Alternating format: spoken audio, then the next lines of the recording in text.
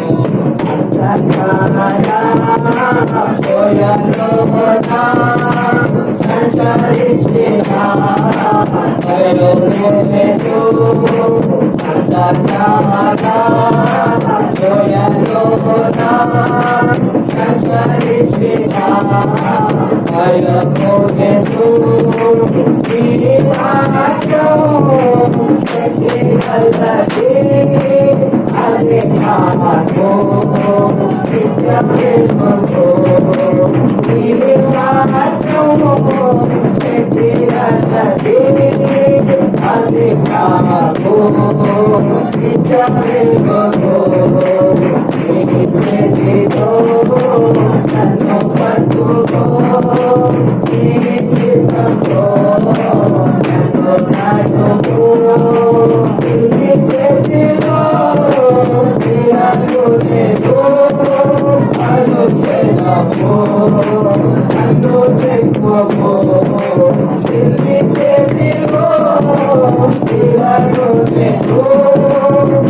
అనుక్షణము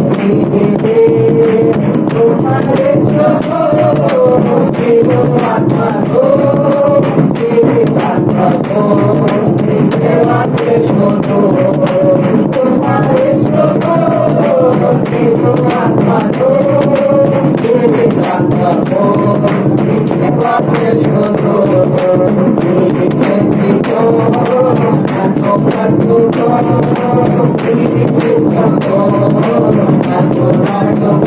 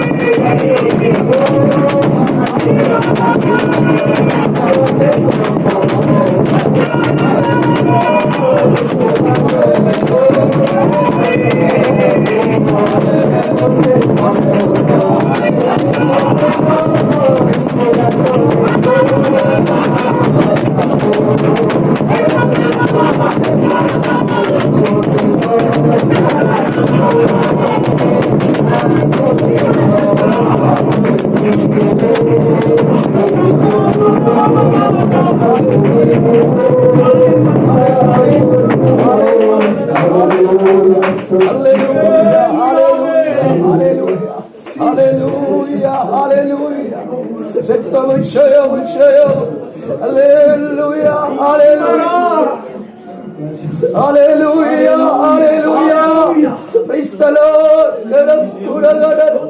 Lord. Hallelujah, hallelujah. Praise the Lord. Hallelujah, hallelujah, hallelujah. Stotram, stotram, stotram, stotram. Praise the Lord, praise the Lord. Hallelujah, hallelujah, hallelujah, hallelujah. Stotram, stotram, stotram, stotram, stotram. Hallelujah, hallelujah, hallelujah, hallelujah.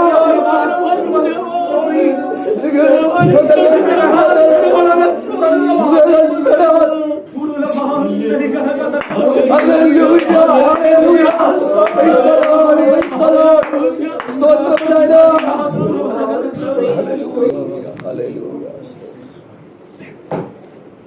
Hallelujah, hallelujah, hallelujah. Stotram. Praise the Lord, praise the Lord, praise the Lord. Stotram. Hallelujah, stotram.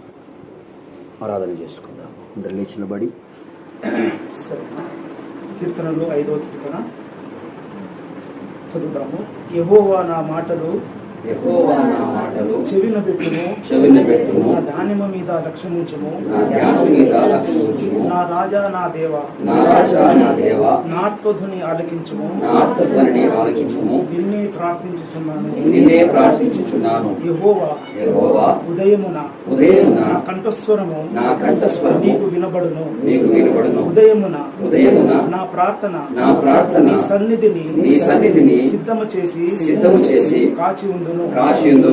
నీవు దుష్టత్వమును చూచి ఆనందించు దేవుడు కావు. చెడుతనమునకు నీ వద్ద చోటు లేదు. దాంభికులు నీ సన్నిధిని నిలవలేరు. పాపము చేయువారు అందరూ నీకు అసహ్యులు. అబద్ధమాడు వారిని నీవు నశింపజేయుదు. కపటము చూపి నరహత్య జరిగించువారు యెహోవాకు అసహ్యులు. నేనైతే కృపాతిశయమును బట్టి నీ మందిరములో ప్రవేశించదును. నీ ఎడల భయభక్తులు కలిగి నీ పరిశుద్ధ ఆలయము దిక్కు చూచి నమస్కరించదను.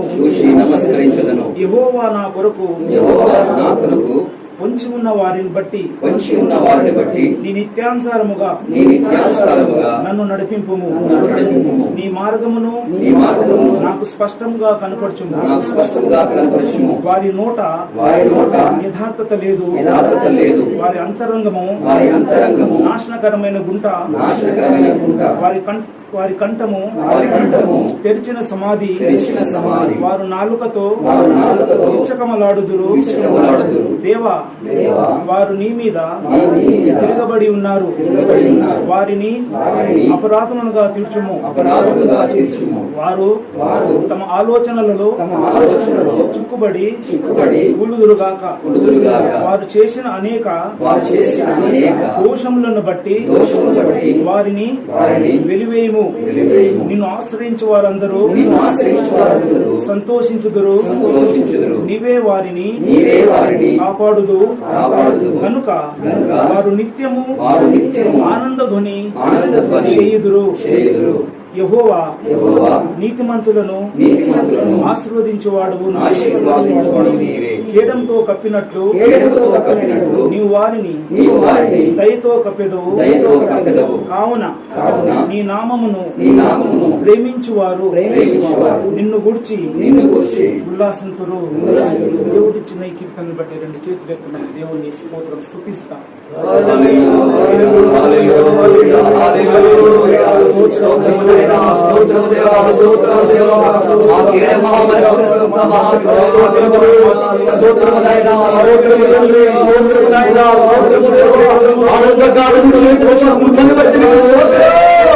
Hallelujah, hallelujah.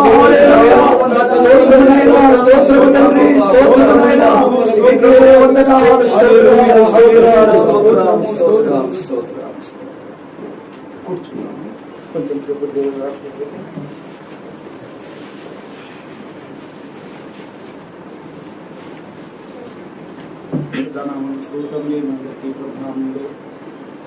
వందనాలు చెల్లిస్తున్నాం. గతించిన కాలం అంతా దేవుడు మనందరినీ భద్రపరిచి భయంకరమైన కరోనా వ్యాధి నుంచి తప్పింపచేసి ఈ విధంగా దేవుడి బిడ్డల మధ్య సంఘంలో మధ్యలో నేర్పించినందుకు దేవుడిని తీసుకుంటున్నాం. హల్లెలూయా. రండి, ఒక వాక్యం మనము చదివి ముందుకు వెళ్దాము. 2వ వచనం ఒకసారి మనము చదువుతాము. నా రాజా, నా దేవా, నా ఆర్తధ్వని ఆలకించుము. నిన్నే ప్రార్థిస్తున్నాను. అందరూ దయచేసమ్మా నా వైపు చూసినట్లయితే కొద్ది మాటలు లేవు చెప్పాలని ఆశిస్తున్నాను దేవుని సన్నిధిలో నిలబడి. కాబట్టి మీరు ప్రార్థన పూర్వకంగా విన్నట్లయితే అర్థమవుతుంది దేవుని వాక్యం. అవునా కదా? దేవునికి 2 చేతులు ఎత్తుకు మంచి స్తోత్రం చెప్తాం. ఇంకొకసారి గట్టిగా ఆమేన్. అయితే ఇక్కడ చూసినట్లయితే దావీదు మహారాజు చెప్తున్నాడు అనమాట కదమ్మా. ప్రధాన గాయకుని చెప్పని దావీదు కీర్తన చెప్తున్నాడు అనమాట. 2వ వచనం చెప్తున్నాడు, నా రాజా నా దేవ. అవునా కదమ్మా? దేవుణ్ణి ఎట్లయినా పొగుడుతున్నాడమ్మా, నా రాజా నా దేవ. తర్వాత ఏమంటున్నాడు అనమాట చూసినట్లయితే, నా ఆర్తధ్వని ఆలకించుము. అంటే ఏదైతే ఆయన చెప్పాలనుకుంటున్నా ఆర్తధ్వని అనమాట, ఆలకించుము, నేను నిన్ను ప్రార్థిస్తున్నాను అంటున్నాను అనమాట. అంటే లాస్ట్ ఆయన చెప్పేది ఏంటిదంటమ్మా? లాస్ట్లో ఏం చెప్తున్నాడు? ప్రార్థన గురించి చెప్తున్నాడు. దేని గురించి చెప్తున్నాడు? ప్రార్థన గురించి చెప్తున్నాడు అనమాట. అవునా కదమ్మా? ఒక మాట మనం గమనించినట్లయితే భూలోకంలో మనం ఉన్నాము కాబట్టి ప్రార్థన చేయాలి. అవునా కదమ్మా? సంఘానికి దేవుడు మంచి ఈవులు ఇచ్చినాడు, అంటే కృపావరాలు ఇచ్చినాడు, ఆత్మఫలాలు ఇచ్చినాడు, ప్రవచనాలు ఇచ్చినాడు, దర్శన ఇవి అన్నీ ఇచ్చినాడు అనమాట. అవునా కదమ్మా? ఇవి అన్నీ ఈ ఇంకా చూసినట్లయితే ఉపవాసం ఉంటాము, విజ్ఞాపన చేస్తాము, ఇవి అన్నీ భూలోకంలో మనం ఉంటూ సిద్ధపడడానికి ఇవి అన్నీ. అవును కదా? భూలోకంలో ఉంటూ సిద్ధపడడానికి ఇవి అన్ని దేవుడు మనకి ఇచ్చినాడు. మనం చూసినట్లయితే ఎప్పుడైతే మనము దేవుని రాజ్యం వెళ్ళిపోతాం అనుకోండి, ఎత్తపడతాం అనుకోండి, దేవుని రాజ్యంలో ఉంటాం. దేవుని రాజ్యంలో పోయిన తర్వాత విజ్ఞాపన ఉంటుందా? ప్రార్థన ఉంటుందా? ఉపవాసం ఉంటుందా? పోరాటం ఉంటుందా? ఉంటుందా? ఏమన్నా విస్పింగ్లు ఉంటాయా? కన్నీరు ఉంటుందా? బాధ ఉంటుందా? దుఃఖం ఉంటుందా? ఏమీ ఉండదు. ఏముంటుంది మరి అక్కడ? ఏముంటుందండి? దేవునికి ఆరాధననే ఆరాధన. యెహోవా దయాళుడు, ఆయన కృప నిరంతరం ఉండునన్నమాట. కాబట్టి దేవుని బిడ్డలారా, ఇక్కడ ఏదైతే మనము చేస్తున్నామో ఆ రాజ్యం యొక్క ఏదైతే రాజ్యంలో పంట ఉన్నదో ఇక్కడ మనము తింటున్నామంటే ప్రాక్టీస్ చేస్తున్నాం అన్నమాట. ఏం చేస్తున్నామంటే ఇక్కడ ప్రాక్టీస్ చేస్తున్నాం. అక్కడ పోయినాక మీరు గమనించండి, ఆరాధన అక్కడ ఉండదు, స్తోత్రం ఏంటిది, ప్రార్థన ఉండదు, ఉపవాసం ఉండదు, కన్నీరు, దుఃఖము, బాధ ఇవి ఏముండదు. కానీ దేవుని రాజ్యంలో, ఆ మహిమకర రాజ్యంలో ఏముంటుంది అంటే అమ్మా, దేవునికి స్తోత్రం స్తుతించడము, దేవునికి ఆరాధన చేయడమే ఉంటుంది. కాబట్టి ఇక్కడ దేవునికి నువ్వు ఎంత అయితే ఆరాధన చేస్తావో అంత దేవుడు మహిమ పొందుతాడు అనమాట. దాన్ని బట్టి ఇక్కడ ఏమంటున్నాడు? ప్రార్థన అనే మాట ఇక్కడ చెప్తున్నాడు. అవునా కదమ్మా? ఈ ప్రార్థన ఆయన చెప్తున్నాడు అనమాట. ఏంటంటే ప్రార్థన ఎంత ప్రాముఖ్యమైన విషయం అంటే అంత ప్రాముఖ్యమైన విషయం.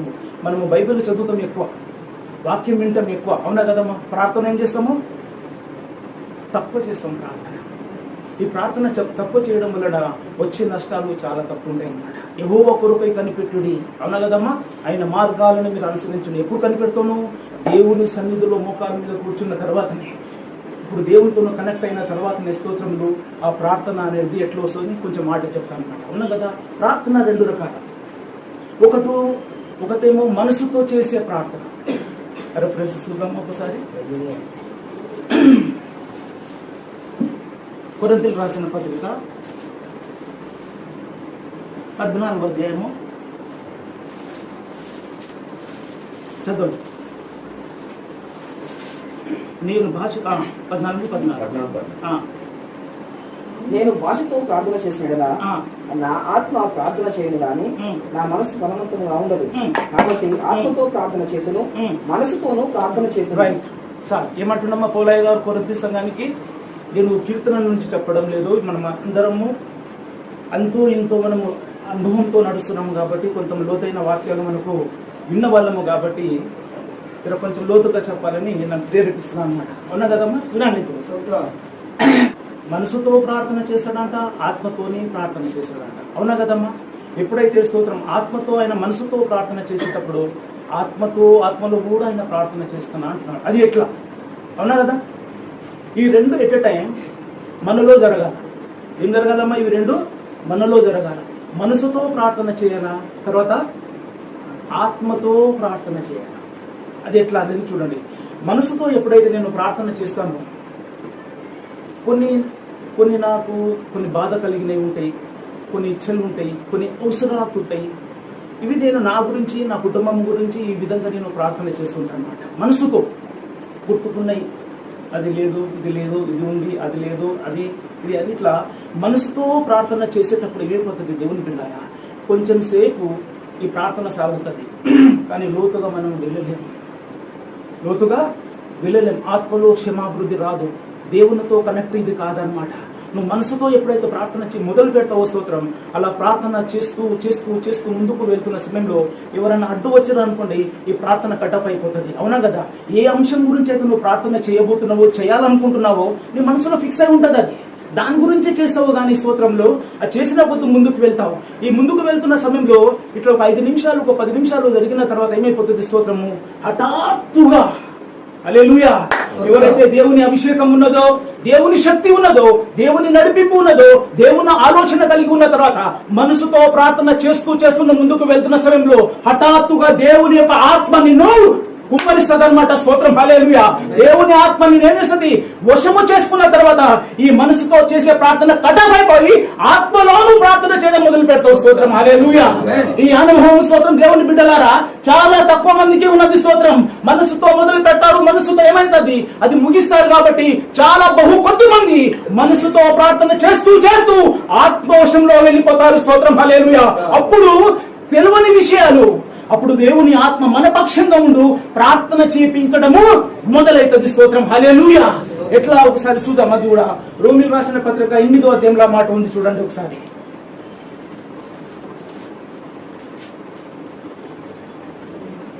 26.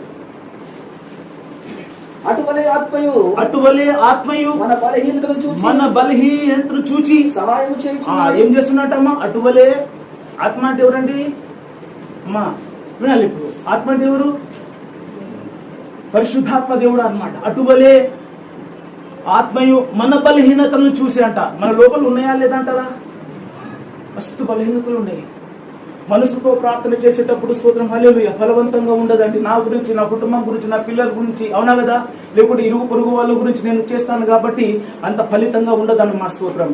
కాబట్టి స్తోత్రం ఎప్పుడైతే నువ్వు మనసుతో కట్టఫ్ అయిపోయిన తర్వాత, దేవుని ఆత్మ నిన్ను వశము చేసుకున్న తర్వాత, దేవుని ఆత్మ అధీనంలో నువ్వుపోయిన తర్వాత, అప్పుడు మన బలహీనతలను చూసి అటువలే దేవుని ఆత్మ ఏం చేస్తుందంట? చదువు. అటువలే మన బలహీనతను చూసి సహాయం చేస్తున్నాడు. మనం యుక్తముగా ఎలాగో ప్రార్థన చేయవలనో మనకు తెలియదు అని. ఒక్క నిమిషం, ఏమంటాడమ్మా?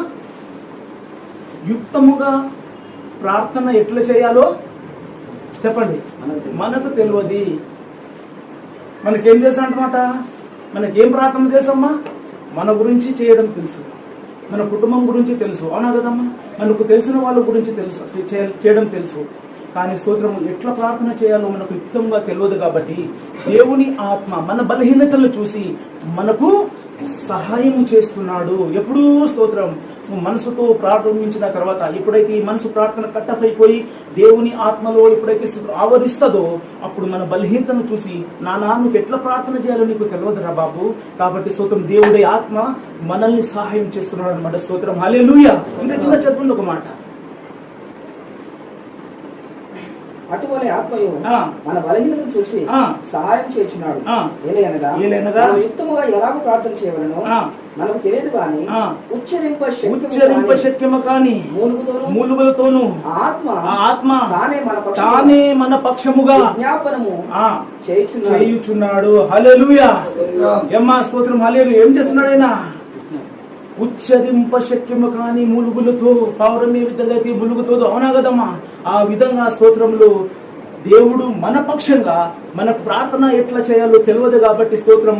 నోరు నీది అమ్మ, గమనించాల, నోరు నీది, స్తోత్రం, స్వరము నీది. ప్రార్థన చేసేది ఎవరు? ప్రార్థన చేసేది ఎవరు? నోరు నీదే, స్వరము నీదే, కానీ ప్రార్థన చేపించేవాడెవరు? పరిశుద్ధాత్మ దేవుడే అన్నమాట. స్తోత్రం, హల్లెలూయా. ఎవరో కాదండి, స్తోత్రం, నోరు నీదే, నువ్వే, నీ స్వరమే, కానీ ప్రార్థన చేపించేవాడు స్తోత్రంలో దేవుని ఆత్మ అన్నమాట. స్తోత్రం, హల్లెలూయా. అందుకోసం అంటున్నాడు అన్నమాట, ఏంటిది?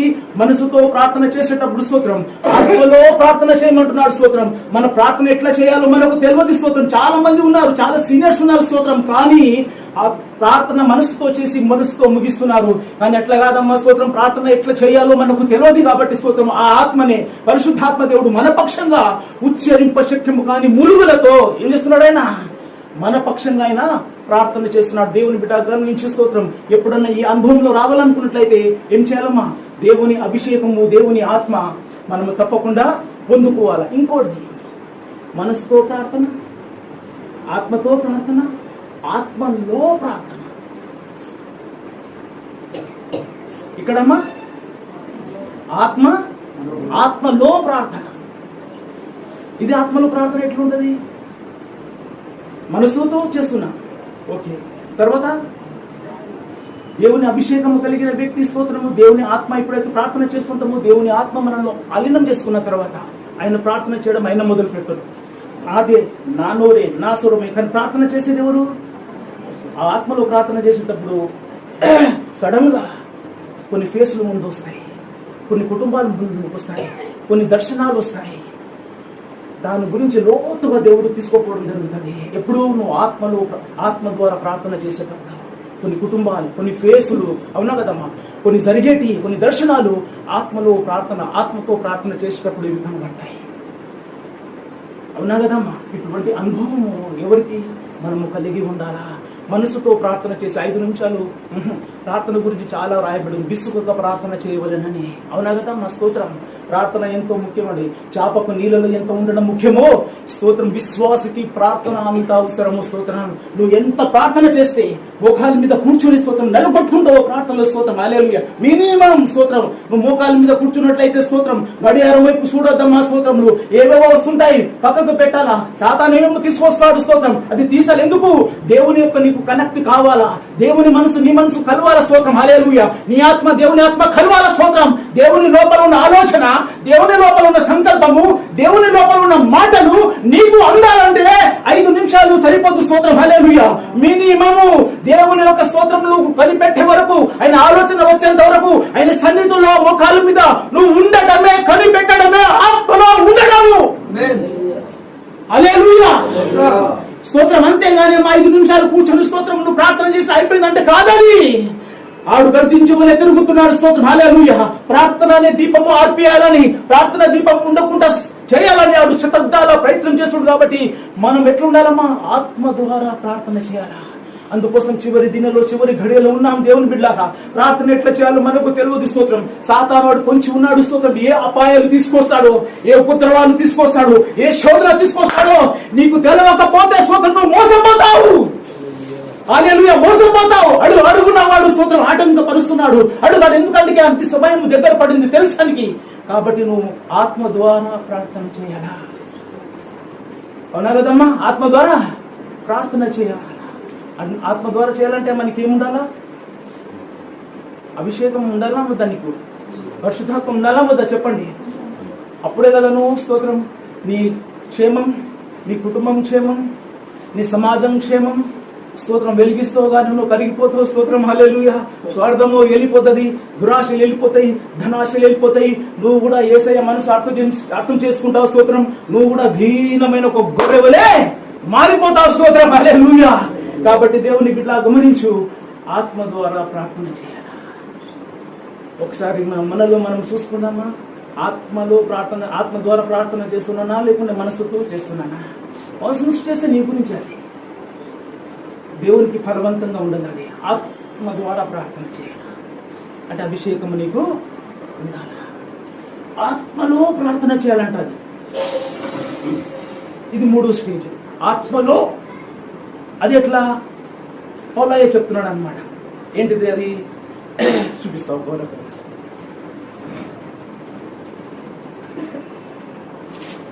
కొరింథీ రాసిన 2 కొరింథీ 12వ అధ్యాయము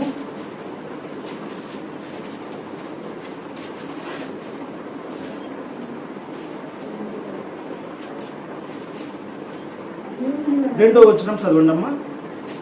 క్రీస్తునందున్న ఒక మనిషిని నేను ఎరుగుదును. అతడు 14 సంవత్సరం కిందట 3వ ఆకాశకు కొనుక్కోబడెను. అతడు శరీరంతో కొనుక్కోబడెను, నేను ఎరుగను. శరీరం లేక కొనుక్కోబడను, నేను ఎరుగను. అది దేవునికే తిరును. అట్టి మనిషిని నేను ఎరుగుదును. అతడు పరదేశంలోనికి కొనుక్కోబడి వచింప శక్యము గాని మాటలు వినను. ఈయన పౌలయ్య గారు, అవునా కదమ్మా?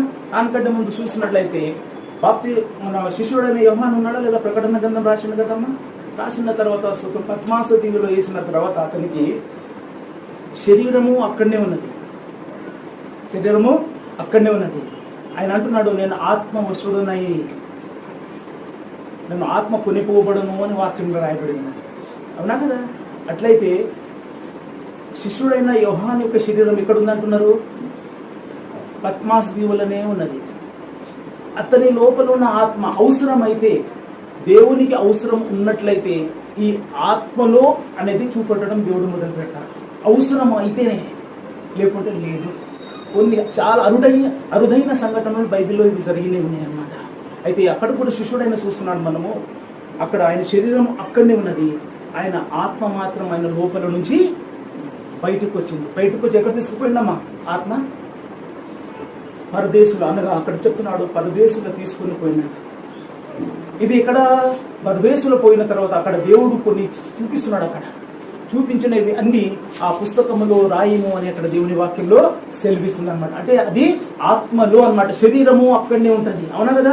ఈ ఆత్మ ఏం చేస్తాడు? స్తోత్రము, దేవుడు తీసుకొని అక్కడ వెళ్ళిపోయి ఏదైతే చూపించాలో, ఏదైతే నేర్పించాలో, ఏదైతే రాయాలో అది రాపేయడము జరుగుతుంది. ఇక్కడ పౌలయ్య కూడా అదే చెప్తున్నాడు అనమాట. ఏంటిది? 14 సంవత్సరాల కిందట ఒక వ్యక్తిని వెరుగుదాను. ఆయన ఎక్కడ పోయిందంట? శరీరంతో పోయిందా? శరీరంతో పోలేదా నాకైతే తెలియదు. కానీ ఎక్కడ పోయినట్ట? ఆయన పరదేశులో పోయి ఏ మానవుడు కూడా వినరాని మాటలు ఆయన విన్నాడు అంటున్నాడు అన్నమాట. అట్టి మనిషిని నేను ఎరుగుదును. ఆయన ఎవరు? పౌలయ్య గారే.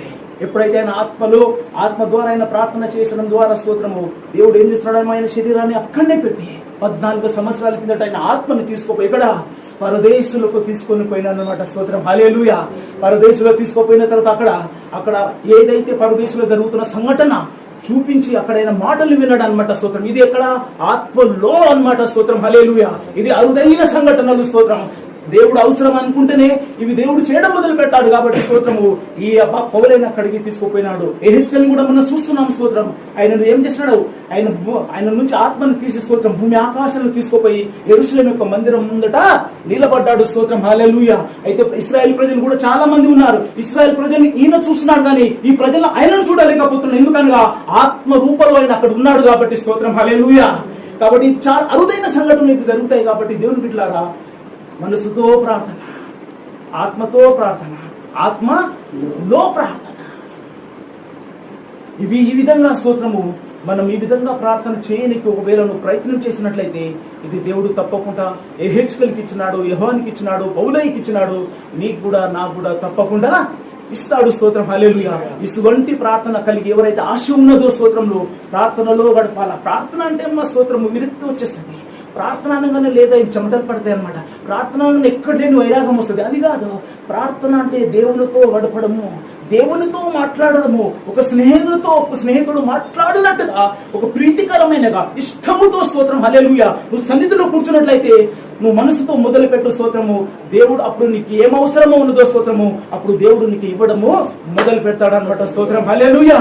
కాబట్టి అమ్మ ప్రార్థన చేసి ముగించడానికి కాదు, అది నామకార్థంగా వద్దు. స్తోత్రం. నువ్వు మనసుతో ప్రార్థన చేస్తూ పోతున్న సమయంలో ముందు అయితే దానికంటే ముందు దేవుని యొక్క ఆత్మ అభిషేకం గురించి అడుగు. స్తోత్రం. లేకుంటే మనసుతో మొదలుపెట్టి మనసుతో ముగిస్తాము, ఫలభరితంగా ఉండదన్నమాట. అందుకోసం మనసుతో మొదలుపెట్టి ఆత్మ కరెక్ట్ కావాలా. నువ్వు ప్రార్థన చేసిన కొద్దీ సమయం అసలు తెలియదు. నువ్వు ప్రార్థన చేసుకుంటూ పోతున్న సమయంలో దేవుని బిడ్డలారా కొన్ని ముఖాలు కనపడతాయి, కొన్ని కుటుంబాలు కనపడతాయి, కొన్ని దర్శనాలు చూస్తా ఉన్న స్తోత్రం. అవునా కదమ్మా?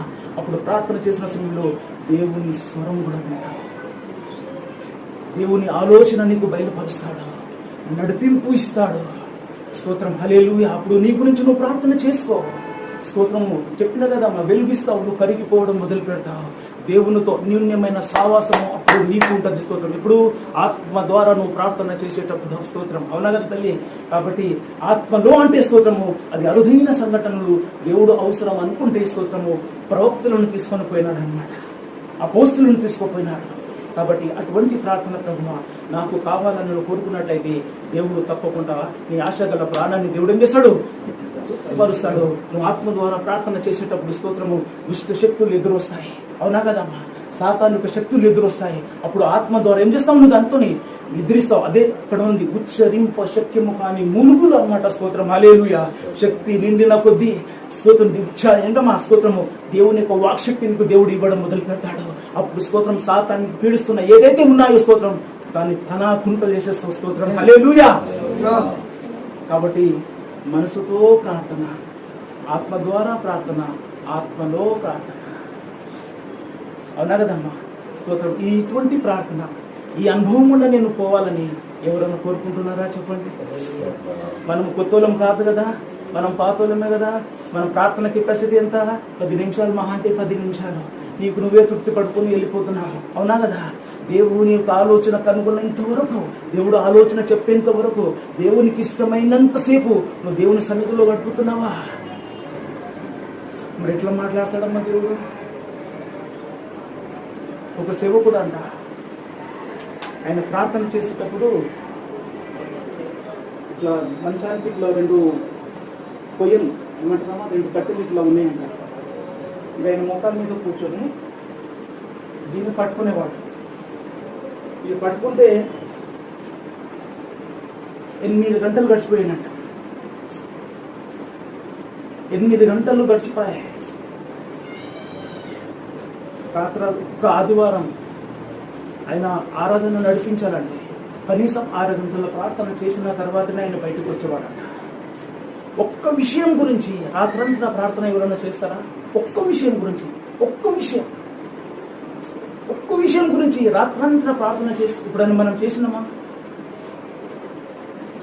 ఆల్ నైట్ ప్రార్థన అంటారు. గంట సేపు ఏదో పిచ్చి కబుర్లు, 1 గంట సేపు పాటలు, దాని తర్వాత కొన్ని 2-3 సాక్ష్యాలు. ఆయన వస్తాడు, ఎవరో వస్తాడు, ఆయన 1 గంట ఏదో సొల్లు కబుర్లు చెప్పేస్తాడు. మిగిలింది ఏంది? ఏం మిగిలింది?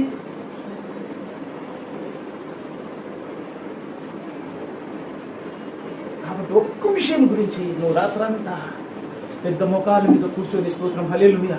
నిజంగా నేను చెప్తున్నాను, దేవుని సన్నిధిలో నిలబడి ఎక్కడైతే గొప్పగా కాదమ్మా, ఎక్కడైతే దేవుని సంఘం యొక్క సంఘం యొక్క బాధ్యత దేవుడు నాకు అప్పచెప్పినాడు, నేను అందరికంటే ముందుగా పోయి డోర్ వేసి మోకాల మీద కూర్చొని అంతా తిరిగేవాడిని. ముఖాల మీద నేను నడుచుకుంటా ప్రార్థన చేసుకుంటా నేను ఏడ్చేవాడిని అన్నమాట. ప్రభా, ఉన్న 5 మంది ఈ సంఘం అంతా నింపబడాలా, ఈ సంఘం అంతా నింపబడాలా, నాకు ఆత్మలు కావాలా, నన్ను మోకాల మీద నడుస్తూ ప్రార్థన చేయాలన్నమాట. ప్రభా, ఇదంతా ఖాళీ ఉన్నది, ఇది మొత్తం నింపు ఆత్మతో. మోకాల మీద కూర్చొని ఏడుస్తూ అందరు ఎవరు రాకముందు ప్రార్థన చేస్తే తిరుమలగిరిలో స్తోత్రం ఆశ్చర్యకరంగా ప్రభు స్తోత్రం ఆ సంఘాన్ని నింపేసింది. చెయ్యి, ఆ విధంగా చెయ్యి. దేవుడు పక్షపాతి కాదమ్మా. స్తోత్రం, హల్లెలూయా. నీ సమర్పణను కూడా చూస్తాడు. కరెక్టే, మంచిదే. స్తోత్రం. నువ్వు ఎప్పుడైతే నువ్వు కన్నీరు కారుస్తావో స్తోత్రంలో ప్రభువా, ఎందుకనగా మనం వెండి బంగారం అడుగుతలేం, డబ్బు అడుగుతలేం, పేరు హోదా మనకు అవసరం లేదు. స్తోత్రం. మనకు ఏం కావాలమ్మా? నశించిపోతున్న ఆత్మలు. స్తోత్రం, హల్లెలూయా. అవునగత సర్వలోకం కంటే విలువైన ఆత్మలు. స్తోత్రం. ఎట్లా వస్తాయవి? నువ్వు ప్రార్థన ద్వారా చేస్తేనే. హల్లెలూయా. ఆత్మ ద్వారా నువ్వు ప్రార్థన చేయాలా, నువ్వు కరిగిపోవాలా. స్తోత్రం. అవునా కదమ్మా? మన సుఖాలు అనుభవించడానికి రాలేదు. స్తోత్రంలో మనం ఎట్లా మనము కరిగిపోనికి. స్తోత్రం. అట్లయితే ప్రార్థన చేసిన సమయంలో దేవుడు ఆ ప్రార్థన ఆలకిస్తాడు. తప్పకుండా నువ్వు ఆత్మలు ప్రార్థన చేస్తే నువ్వు కరిగిపోతావు. స్తోత్రం. అప్పుడు దేవుడు తప్పకుండా బంధింపబడిన ఆత్మలు, నశించిపోతున్న ఆత్మలు, అవునా కదమ్మా, నామకార్థంగా జీవిస్తున్న ఆత్మలు, నరకానికి పోతున్న ఆత్మలు, విగ్రహారాధికులు, వీళ్ళు ఎట్లా తెగబడతారంటే ఈ ప్రార్థనలో నువ్వు కరిగిపోతే, ఈ ప్రార్థనలో నువ్వు మూల్యాన్ని చెల్లిస్తేనే దేవుడు చూసి అమ్మ స్తోత్రం, ఎక్కడున్న ఆత్మను నీ దగ్గరికి స్తోత్రము ఏం చేస్తాడు? పంపించడం జరుగుతుంది. హల్లెలూయా. అయితే ప్రార్థన ఎన్ని రకాలు అంటారమ్మా? మనసులో, ఆత్మ ద్వారా, ఆత్మలో అన్నమాట. స్తోత్రం. ఈ విధంగా ప్రార్థనను దేవుని దగ్గర కోరుకున్నట్లయితే దేవుడు తప్పకుండా ఏం చేస్తాడమ్మా? నేను ఈ ప్రార్థన, ఈ అనుభవంలో నేను నడిపించడం జరుగుతుంది అన్నమాట. కాబట్టి మీరు గమనించాలా, ప్రార్థన చేసేటప్పుడు ఏదో అది ఇది కాదు, కానీ మీకు ఏం అవసరమై ఉన్నదో దేవుని సన్నిధిలో ప్రార్థన ద్వారా అడిగినట్టు దేవుడు తప్పకుండా ఇస్తాడన్నమాట. స్తోత్రము. దేవుడి వాక్యము దీవించుకుంటాం.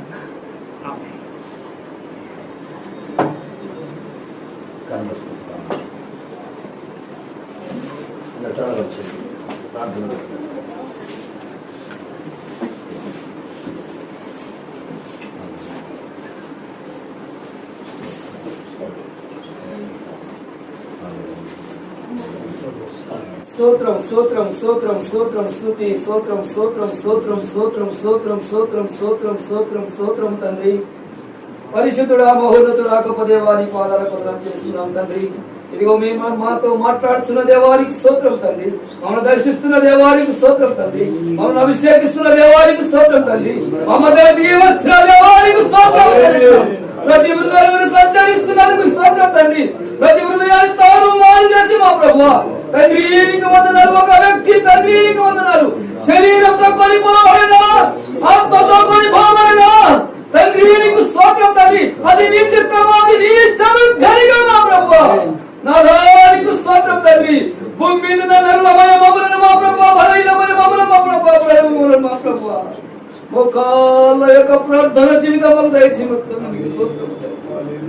కన్నీరు కాస్తూ శరీరంలో మొదలుపెట్టిన మా ప్రార్థన జీవితం మా ప్రభా, మనసుతో మొదలుపెట్టిన మా ప్రార్థన జీవితం మా ప్రభా, అంచులంచులుగా మా ప్రభా ఆత్మలోనికి కొనిపోవడానికి, అంచులంచులుగా మా ప్రభా ఆత్మ లోతుల్లోనికి కొనిపోవడానికి, అంచులంచుగా మా ప్రభా మీ రాజ్యంలో మేము తిరగనట్టుగా మా ప్రభా, ఆ రాజ్యము మా కలగగలిగా మా ప్రభా నీకు స్తోత్రం స్తోత్రం స్తోత్రం నాయన.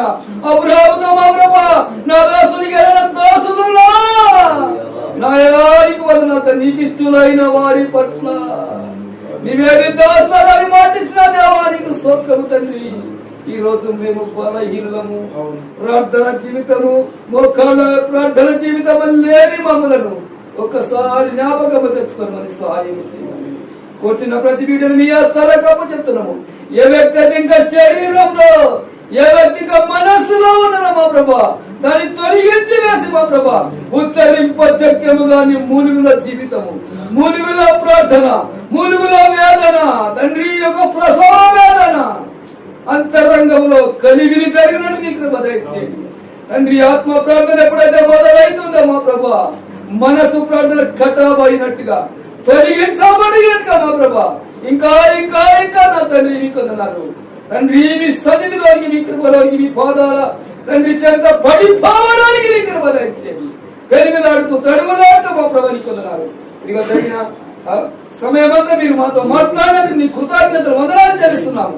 ఇక ముందున్న సమయాన్ని ఆ కార్యమంతా మీ చేతులకు, మీ దాసులు మీ చేతులకు అప్పచెప్పవచ్చు. ఎవరు కూడా నిర్లక్ష్యంగా ఉండకుండా మా ప్రభా అందరూ దానికి అరుదుగా ఉండినట్టు, యోగ్యుడిగా ఉండినట్టు, మీ శరీరంలో మేము అవయవమునిగా అతుకబడినట్టుగా నీ కృప సన్నిధి అనుగ్రహించమని సహాయం చేయండి. సమస్త మహిమ నీకు చేస్తూ ఇలాంటి వాక్యము తండ్రి మీ కొందరు మీ సన్నిధి మీ ఆత్మ సమృద్ధిగా ఒక్కొక్కరి ఆత్మ నివసింపజేయమని యేసు అడిగి ప్రార్థన చేస్తున్నాం మా తండ్రి.